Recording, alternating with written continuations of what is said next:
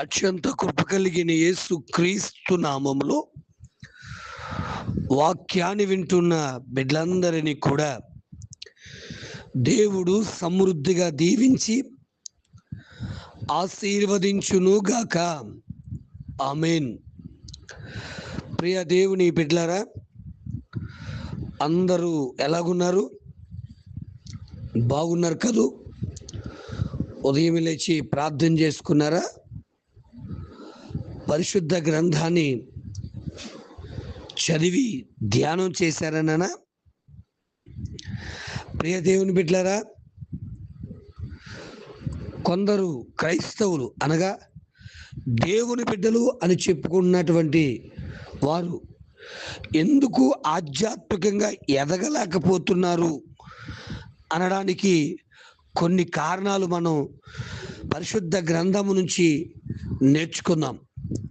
ఎందుకంటే వారి జీవితాల్లో రక్షణ పొంది చాలా సంవత్సరాలు అయినా కూడా ఎప్పటికీ కూడా ఎటువంటి ఎదుగు పొదుగు లేని జీవితాలు జీవిస్తూ ఉన్నారు. ఎందుకు అంటే మొదటగా వారు ప్రార్థన జీవితాన్ని నిర్లక్ష్యం చేస్తూ ఉన్నారు.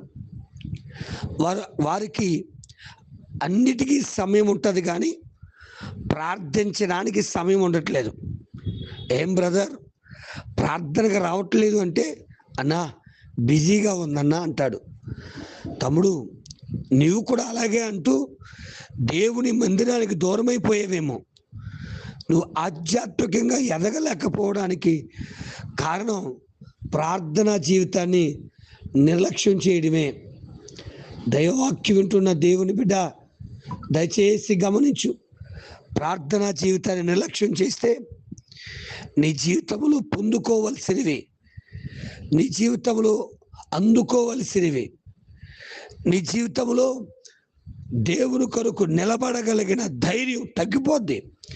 ఆలోచన చేయి దయచేసి. మొదటగా క్రైస్తవుడు ఆధ్యాత్మికంగా ఎదగలేకపోవడానికి కారణం ప్రార్థనా జీవితాన్ని నిర్లక్ష్యం చేయడం. రెండవదిగా బైబిల్ను చదవకపోవడం, దైవవాక్యానికి సమయం తీసుకోకపోవడం. బైబిల్ చదవాలి అనే ఆలోచన నీలో పుట్టకపోవడమే ఆధ్యాత్మిక జీవితంలో ఎదగలేకపోవడానికి కారణం. మొదటి నెలలో బాగానే చదువు, క్రమక్రమంగా ఏమైంది నీకు? నువ్వు వాక్యాన్ని చదవడమే తగ్గించేసావు కదూ. ప్రార్థన లేదు, వాక్య సమయం లేదు. దయచేసి వాక్యం చదివితే దేవుని ప్రేమ నీకు అర్థమవుతుంది. దేవుని ప్రేమ మనకు అర్థం కావడానికి రాసిన పత్రికే, రాసిన పుస్తకమే పరిశుద్ధ గ్రంథం. ఆ గ్రంథాన్ని నువ్వు చదవలేకపోవడం వల్ల నీకు దేవుని ప్రేమ అర్థం కావటం లేదు. మూడవదిగా మనం గమనించినట్లయితే, దేవుని బిడ్డలారా, దయచేసి సహవాసం లేకపోవడం. సంఘముతో సహవాసంలో లేక సంఘము బయట తిరుగుతున్నాం. లోకములో ఉన్న వ్యక్తులతో తిరగడాన్ని బట్టి, సహవాసం కోల్పోవడాన్ని బట్టి దయచేసి దేవుని బిడ్డ ఆధ్యాత్మికంగా ఎదగలేకపోతున్నదేమో. మొదటగా ప్రార్థనా జీవితం లేకపోవడం, రెండవదిగా బైబిల్ సరిగా చదవకపోవడం, మూడవదిగా లోకానుసారమైన సహవాసాలు. దయచేసి దేవునితో సహవాసం లేక లోకానుసారమైనటువంటి సహవాసంలో, లోక కార్యక్రమాల్లో అన్ని పనులు ఆదివారపు ఆరాధనలో పెట్టుకుని లోకంలో తిరుగుతున్నవేమో, అందుకే ఎదగలేకపోతున్నావు. ఆలోచన చేయి. నాలుగవదిగా గమనించినట్లయితే, ఏదో విడిచిపెట్టలేని పాపం నిన్ను ఏలుతూ ఉంది. పాపాన్ని అసహించుకోలేకుండా ఉన్నావు. దైవవాక్యం వింటున్న దేవుని జనాంగమా, విడిచి పెట్టలేని పాపము నీకు ఏమున్నది? ఆలోచన చేయి. దయచేసి ప్రార్థన నిర్లక్ష్యం చేస్తున్నావా? వాక్యాన్ని చదవడం నిర్లక్ష్యం చేస్తున్నావా? దేవునితో సహవాసం కన్నా లోక సహవాసం ఎక్కువైపోయిందా? విడిచిపెట్టలేని పాపం ఏదైనా ఉందా? అందుకే దయచేసి నీవు దేవుడిలో ఎదగలేకపోతున్నావు. నీ మట్టుకు నీవు ఆశీర్వాదం పొందలేకపోతున్నావు. దయచేసి ఇంకా చెప్పాలంటే, దేవుని బిడ్డలారా, ఆధ్యాత్మికమైన అశ్రద్ధ. నిజమే, శ్రద్ధ కలిగిన వాడు దీవించబడతాడు.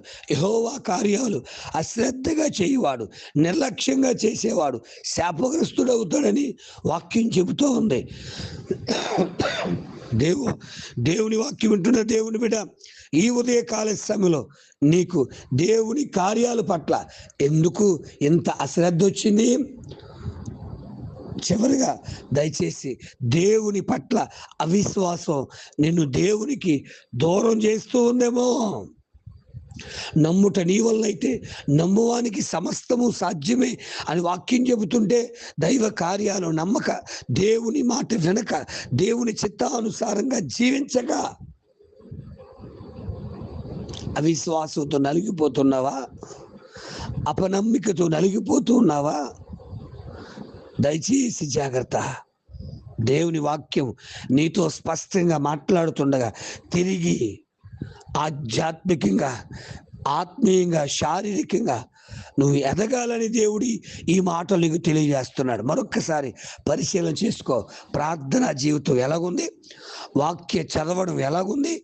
సహవాసం ఎలాగుంది? దయచేసి దేవుని కార్యాల పట్ల నమ్మకత్వం, విశ్వాసం ఎలాగుంది?